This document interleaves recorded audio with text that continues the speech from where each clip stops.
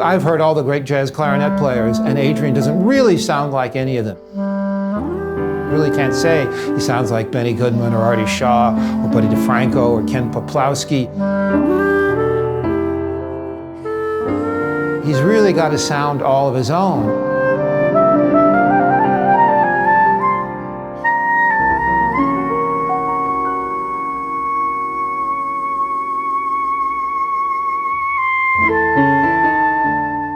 And he usually builds dramatically like a singer would. There's a coherent progression in his playing.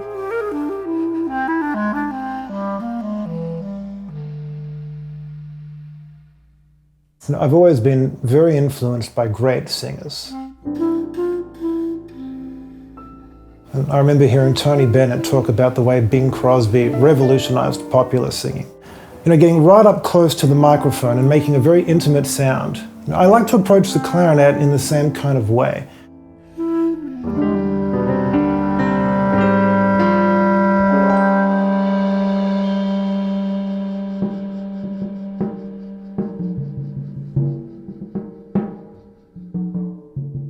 There's a famous story in the life of Tony Bennett. After he got out of the Army in 1946, he had never in his life formally studied singing or even music. And he was very much taken with a teacher by the name of Mimi Spear. Miss Spear told him that you shouldn't try to sound like anybody. You shouldn't try to sound like any one of your idols. So the advice that she gave him was to listen to instrumentalists. I like to contrast that with a famous viewpoint and approach to improvisation that we associate with Lester Young, the great tenor saxophonist. His notion was that when you're going to solo on a song, you should learn the lyrics.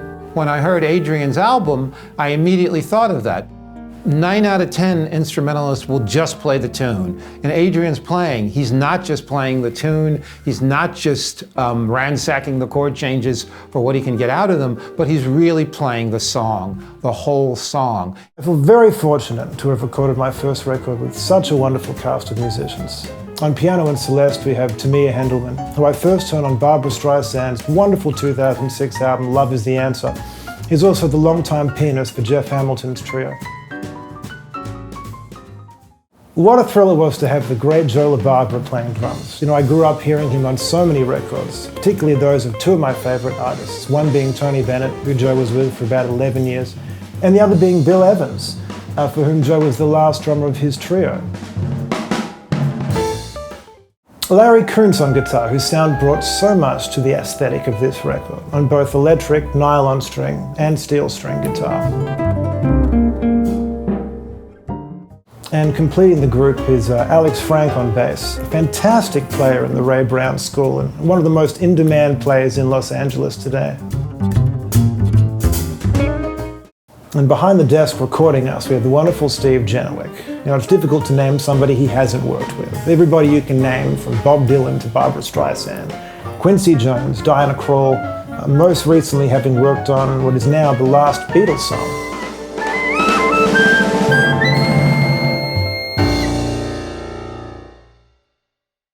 In my mind, the foundational sound of this record comes from the blend between the clarinet, acoustic guitar, and the Celeste.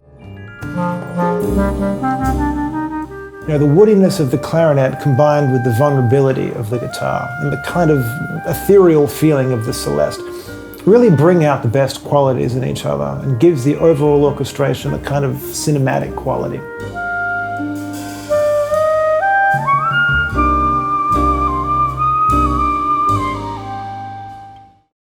So one track that really impressed me was Folks Who Live on the Hill, which is a great song for singers. You don't hear that many instrumentalists play it. It's so specific to the words. And yet the way Adrian plays it, you don't miss the human voice at all.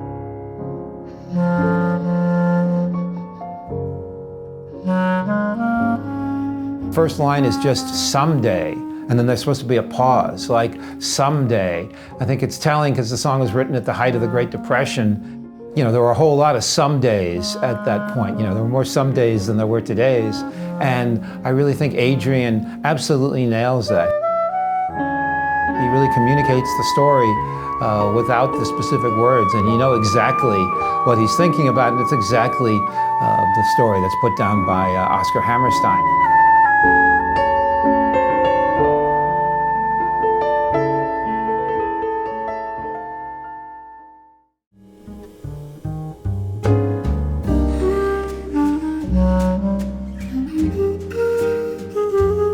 With every breath I take has to be one of the most evocative and haunting melodies ever written.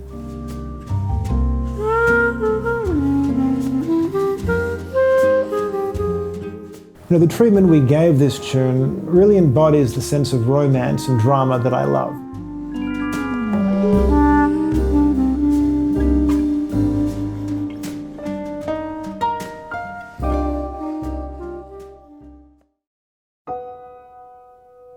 Well, Two for the Road by Henry Mancini and Leslie Breckus is one of the great movie themes of the 1960s, and it's kind of a perfect way to end the album.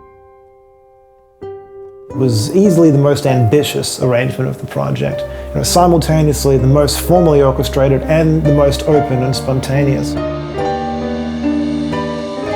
There's some very dynamic group interplay, a certain searching quality that I love the sound of. Not only are the solos within themselves each telling a story, but the whole album itself tells a larger story, like they're all individual chapters, and this is the conclusion.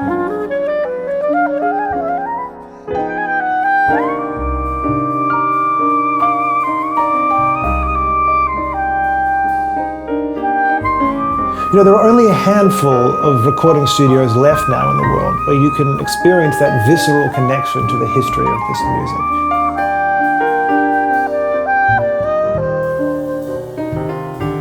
You know, walking into United, your attention is immediately drawn to the photos of Count Basie and Duke Ellington, all the legendary figures recording there. You know, each morning I'd walk into Studio B and visit the podium that Gordon Jenkins used to conduct many of my favorite Frank Sinatra albums.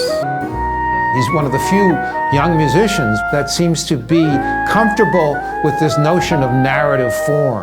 If you listen to the Clifford Brown album with strings, he was only like 23 when he made that album, and yet he really gets what the songs are about. And that's something that usually comes much later in the development of musicians and singers. They don't really tap into that emotional side, that passionate side, that erotic side until later on. And it's just another remarkable thing about Adrian and his music.